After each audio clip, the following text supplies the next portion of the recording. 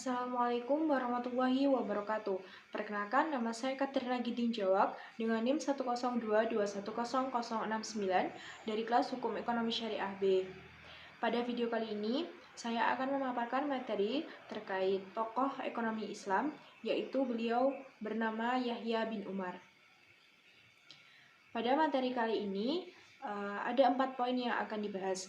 Yang pertama, biografi Yahya bin Umar. Yang kedua, karya-karya Yahya bin Umar.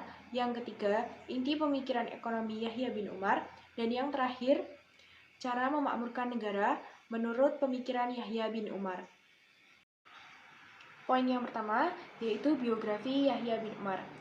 Nama lengkap Yahya bin Umar yaitu Abu Bakar Yahya bin Umar bin Yusuf al-Kanani al-Andalusi. Beliau lahir pada tahun 213 Hijriah dan besar di Cordoba, Spanyol. Seperti cendekiawan sebelumnya, beliau juga berkelana ke berbagai negeri untuk menuntut ilmu. Setelah itu, beliau menjadi pengajar di Jami Al-Khairuan. Suatu ketika, fuqaha Maliki dan fuqaha Hanafiyah terlibat konflik yang sangat sengit. Konflik tersebut dipicu oleh perebutan pengaruh di pemerintahan. Karena keadaan yang menantang, Yahya bin Umar terpaksa meninggalkan Khairuan. Orang-orang yang berusaha untuk mengejar atau membunuh para pendeta lawan untuk menyingkirkan Ibnu Abdun dan ulama lawan menjadi sadar. Ibrahim bin Ahmad al-Aghlabi menawari Yahya bin Umar posisi di Qadi setelah Ibnu Abdun mengundurkan diri. Namun, Yahya bin Umar menolak tawaran tersebut dan memutuskan untuk tetap di Sausah dan mengajar di Jami al-Sabat sampai kematiannya. Beliau wafat pada tahun 289 Hijriah atau 901 Masehi. Pada poin selanjutnya, kita akan membahas karya-karya dari tokoh Yahya bin Umar. Pada semasa hidupnya, di samping aktif mengajar, Yahya bin Umar juga banyak menghasilkan karya tulisan hingga mencapai 40 juz. Di antara berbagai karyanya, yang terkenal adalah Al-Muntakabah fi Ikhtisar Al-Mustahhirijah fi Al-Fiqh Al-Maliki dan kitab Ahkam Al-Suq. Namun yang paling terkenal yaitu Ahkam Al-Suq.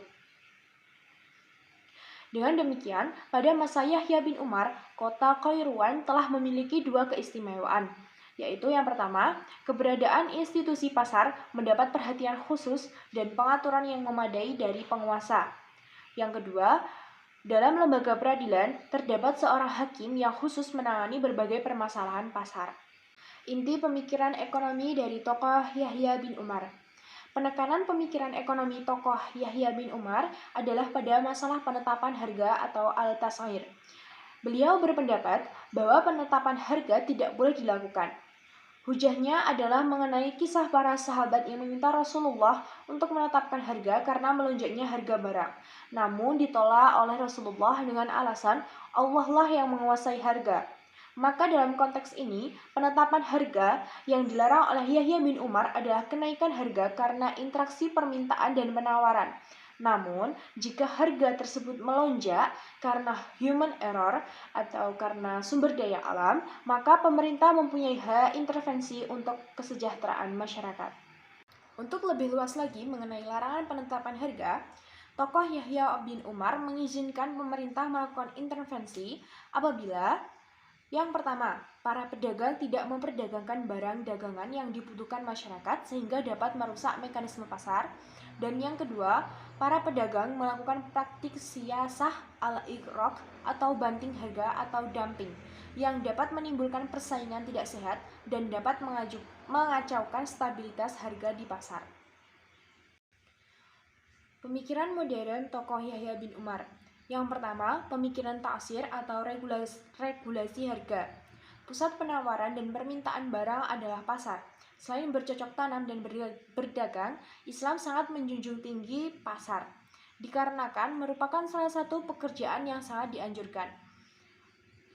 Karena berdagang juga merupakan salah satu pekerjaan yang dilakukan Rasulullah pada zaman dulu. Aturan, mekanisme, dan nilai-nilai Islami yang berfungsi sebagai standar operasional menentukan pasar Islami. Sifat ini merupakan ciri khas Islam yang tidak membedakan antara dunia dan akhirat. Bisnis yang berorientasi materi selalu diimbangi dengan cinta harta. Islam adalah agama yang mendukung kebebasan ekonomi. Oleh karena itu, muamalah dalam Islam sangat memungkinkan adanya inovasi dan kreativitas. Karena kebebasan ekonomi ini, harga juga ditentukan oleh kekuatan penawaran dan permintaan di pasar. Negara seharusnya tidak mengontrol harga dalam kondisi ini. Pada Undang-Undang Nomor 5 Pasal 1 dan 2 serta Pasal 5 Tahun 1999 melarang persekongkolan penetapan harga pasar. Dalam hal pengendalian harga, perlu diingat bahwa istilah hisbah pertama kali muncul pada masa Nabi Muhammad SAW. Saat itu Rasulullah menjabat sebagai hasib atau inspektur. Di Indonesia, biasa disebut dengan KPPU atau Komisi Pengawasan Persaingan. Poin B, yaitu pemikiran ihtikar atau monopoly trend seeking. Monopoli atau pengusaha menumpuk barang sedemikian rupa sehingga harga dan jumlah orang yang menggunakannya menurun. Islam sangat melarang ihtikari, juga dikenal sebagai monopoli. Meningkatkan keuntungan dengan menjual lebih sedikit barang dengan harga lebih tinggi dari biasanya.